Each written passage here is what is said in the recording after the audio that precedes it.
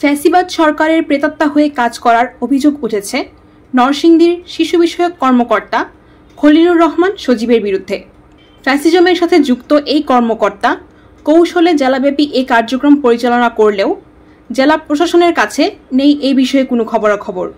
এতে করে জেলার বিভিন্ন সরকারি ও বেসরকারি স্কুলের শিক্ষক, কোমলমতি ছাত্র ও অভিভাবকদের মাঝে চাপা ক্ষোভ বিরাজ করছে। ভুক্তভোগীরা জানায়, কোমলমতি শিক্ষার্থীদের নিয়ে জেলাব্যাপী চিত্রাঙ্কন প্রতিযোগিতার আয়োজন করে জেলা শিশু একাডেমি। জেলার অধিকাংশ স্কুলের মেধাবী শিক্ষার্থীরা এই প্রতিযোগিতায় অংশগ্রহণ করে।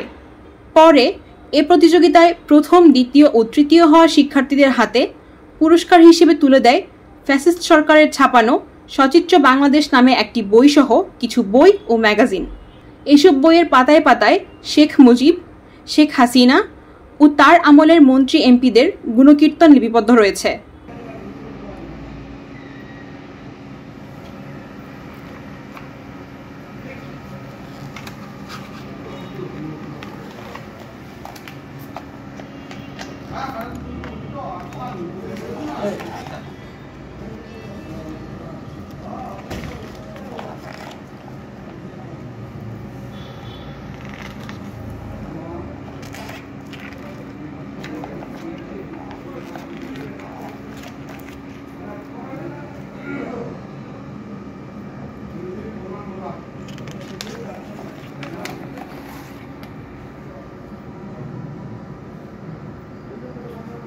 এসব বই হাতে পেয়ে শিক্ষক ও ছাত্রদের অধিকাংশই পুরস্কার না নিয়ে ক্ষোভ প্রকাশ করে বাড়ি ফিরে যায়।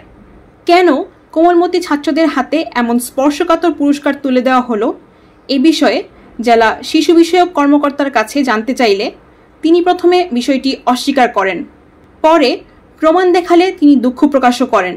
আমি তো সরি বললাম আপনাকে, আমি স্টোরি দেই না ভাই, যদি পরে অফিস থেকে নিয়ে যায় না, রুমের থেকে একটা অনুষ্ঠানে পরে ওনারা কি হয়, এটা তো তারুণ্যের উৎসবগুলোকে করছি তো আমরা। আমি বলি সব স্কুলের বাচ্চারাই অংশগ্রহণ করে, এগুলো তো ভুলে যেতে পারে ভাই। আমাদের অনেকগুলো সরাই ফেলছি, আমার অফিসের কাগজপত্র পুরো ফেলেছি, তো ভুলে যেতে পারে।